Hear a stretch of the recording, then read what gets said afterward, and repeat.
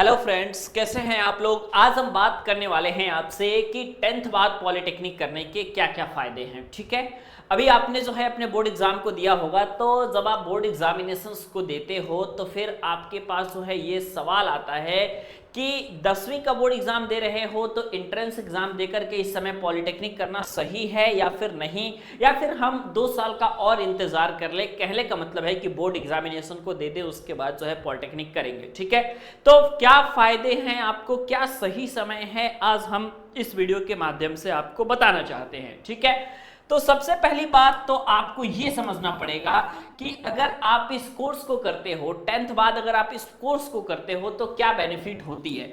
सबसे पहले तो आपको समझना आएगा कि जो 10th पास करते हो तो अप्रोक्सीमेटली 15 साल से लेकर के और 17 साल के बीच में बच्चों की एज होती है। ठीक है, मैक्सिमम बच्चे 15-16 में 90% बच्चे जो है अपने 10th के एग्जाम को दे देते हैं। ठीक है, और 17 में भी कई सारे बच्चे दे देते हैं। तो 10th के बाद जो है अगर आप पॉलिटेक्निक करोगे तो सबसे पहला तो फायदा ये होगा कि ये 10th के बाद 3 साल का कोर्स होता है। ठीक है, 10वीं के बाद अगर आप इस कोर्स को करते हो तो डिप्लोमा कोर्स 3 साल का होता है, और 3 साल में जो है आपके पास एक टेक्निकल डिग्री आपके पास आ जाती है। ठीक है भाई, ये नॉर्मल डिग्री नहीं है, ये डिग्री जो है बेटा ये टेक्निकल डिग्री है। इस डिग्री को लेकर के आप किसी भी कंपनी में इंजीनियर बन सकते हो, किसी सरकार में जो है अगर आप चाहो जूनियर इंजीनियर बनने के लिए तो बन सकते हो, आर्मी नेवी एयरफोर्स में आप इंजीनियर बन सकते हो और अपना करियर बना सकते हो। क्योंकि ये जो डिग्री है भाई, ये जूनियर इंजीनियर लेवल की डिग्री है और ये एक प्रकार की डिप्लोमा डिग्री है। ठीक है, नॉर्मल डिग्री नहीं है, डिप्लोमा डिग्री है। तो ये जो नॉर्मल डिग्री जो आप 10th के बाद से सोचोगे अगर कि हम 10+2 कर ले, इंटरमीडिएट कर ले, तो ये एक प्रकार की आपके पास नॉर्मल डिग्री होगी और इसकी वैल्यूएशन जो है सिर्फ और सिर्फ आपकी 10+2 के इक्विवेलेंट होगी। आपको ये भी समझना है, ये कोई टेक्निकल डिग्री नहीं है। इंटर करके अगर आप चाहोगे किसी कंपनी में जॉब करने का तो वहां पे आपको जॉब भी नहीं मिलेगी। सेकेंडरी बात यह है कि अगर आप चाहोगे जूनियर इंजीनियर बनने का वो भी नहीं बन पाओगे। तो ये नॉर्मल डिग्री है भाई, है ना, ये 10+2 की नॉर्मल डिग्री है। लेकिन अगर आप 10th के बाद डिप्लोमा कर लेते हैं तो टेक्निकल डिग्री तो मिलती ही है, साथ ही साथ आपको इंटर करने की कोई जरूरत नहीं होती है। इंटर अगर आप नहीं भी करते हो, अगर आपने डिप्लोमा कर लिया है तो फिर ये इक्विवेलेंट हो जाता है आपके इंटरमीडिएट के। समझ में आ गया, मतलब कि अगर आपने इंटर नहीं भी किया है तो आपका इंटर की डिग्री मान्य हो जाएगी। अब इसके बाद अगर आप बीटेक करना चाहते हो, टेक्निकल डिग्री में और आगे बढ़ना चाहते हो, 10th के बाद अगर आपने 3 साल में डिप्लोमा कर लिया और उसके बाद अगर आप बीटेक करना चाहते हो तो मान करके चलो कि 1 साल का छूट मिलता है और 3 साल पे आपने डिप्लोमा फाइनल कर लिया और बस आपका और 3 साल लगेगा और इसमें जो है आप ग्रेजुएट इंजीनियर की डिग्री ले सकते हैं, ग्रेजुएट इंजीनियर आप बन जाएंगे। ठीक है, अब फायदे, सबसे पहले फायदे तो आपके पास ये निकल के आया कि फायदे में अगर आप बात करोगे तो आपके पास 2 चीजें निकल के आती हैं कि अगर आप जॉब लेना चाहते हो, क्योंकि अगर आप पढ़ रहे हो तो इसका डायरेक्ट मतलब ये है कि आपको जो है नौकरी करनी है, आपको जो है जॉब करना है। तो जब आपको जॉब करना है तो जॉब में आपके पास जो है 2 ऑप्शंस निकल के आते हैं। पहला जो ऑप्शंस आपके पास निकल के आता है, आपके हाथ में जो पहला ऑप्शन होता है वो होता है भाई प्राइवेट जॉब का। ठीक है, तो प्राइवेट जॉब का होता है। सेकेंड ऑप्शन आपके पास होता है भाई गवर्नमेंट जॉब का।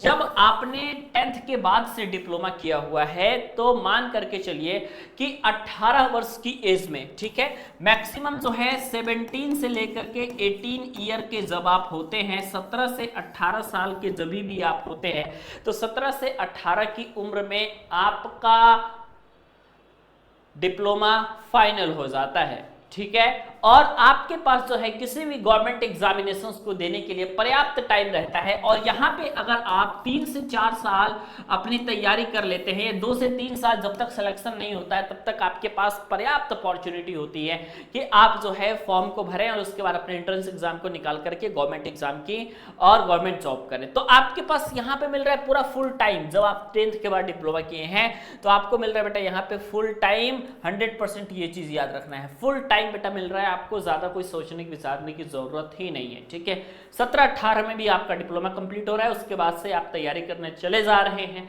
2 साल 2.5 साल में आप तैयारी कर लेंगे, उसके बाद आपका रिदम बन जाएगा।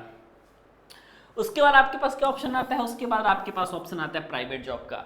अब मैक्सिमम लोग जो है ये इंटरेस्टेड नहीं होते हैं गवर्नमेंट जॉब में, तो मैक्सिमम लोग इंटरेस्टेड नहीं होते हैं गवर्नमेंट जॉब में, तो उनके पास जो है वो ऑप्शंस आता है प्राइवेट जॉब का, ठीक है। अब प्राइवेट जॉब का जो इनके पास ऑप्शंस आता है, जब इनके पास प्राइवेट जॉब का वही ऑप्शंस आता है, तो एक चीज़ आपको याद रखना है कि जब इनके पास प्राइवेट जॉब का ऑप्शन आता है तो 17 ईयर जो है इन्होंने अपना लगा दिया है डिप्लोमा को फाइनल करने में, और जब ये अपना करियर में आते हैं, जॉब के लाइफ में आते हैं, तो अप्रॉक्सीमेटली स्टार्टिंग के पीरियड में तो मान के चलिए कि इन्हें स्ट्रगल का सामना करना पड़ता है, क्योंकि सैलरी उतनी ज़्यादा मिलती नहीं है। लेकिन जैसे ही ये जो है 3 से 4 साल तक एक्सपीरियंस जो है ये गेन करते हैं, 3 से 4 साल जैसे ही ये इंडस्ट्री में रुकते हैं, तो मान करके चलिए कि इनका काम बेहतरीन तरीके से हो जाता है और इनकी सैलरी पैकेज भी हाई हो जाती है, क्योंकि इंडस्ट्री को सिर्फ और सिर्फ एक्सपीरियंस से मतलब है। और अगर उनके पास एक्सपीरियंस है, अगर वो एक्सपीरियंस होल्ड किए हुए हैं, क्योंकि 17 के बाद ये जो है अगर आप 20 के एज में देखोगे तो कम से कम जो है अच्छी खासी सैलरी पैकेज पहुंच चुकी होगी, क्योंकि 17 वर्ष के बाद 18 वर्ष तो कंपनियां जो है वो मांगती हैं कि मिनिमम 18 आपका होना चाहिए किसी कंपनी में जॉब करने के लिए। और अगर आप 21-22 की उम्र में देखोगे तो ये जो व्यक्ति जो है ये 3 से 4 साल जो है एक्सपीरियंस को ले चुका होगा। 3 से 4 साल एक्सपीरियंस मोर देन सफिशिएंट होता है किसी भी कंपनी में आपको जॉब करने के लिए, किसी भी कंपनी में आपको सक्सेस पाने के लिए। उम्मीद है 10th के बाद आप डिप्लोमा जरूर करोगे, क्योंकि 10th के बाद जो है आपका सबसे ज़्यादा राइट टाइम होता है, और इसी टाइम के बाद जो है आप अगर डिप्लोमा करते हो तो काफ़ी कुछ अच्छा हो जाएगा और ज़्यादा टाइम नहीं लगेगा आपको जो है सही रास्ते पे आने में। Bye bye, take care. अगर आपको आगे और भी जानकारी चाहिए, अगर वीडियोस चाहिए, तो आप नीचे कमेंट सेक्शन में बता देना, हम अगला वीडियोस बनाने का 100% प्रयास करेंगे।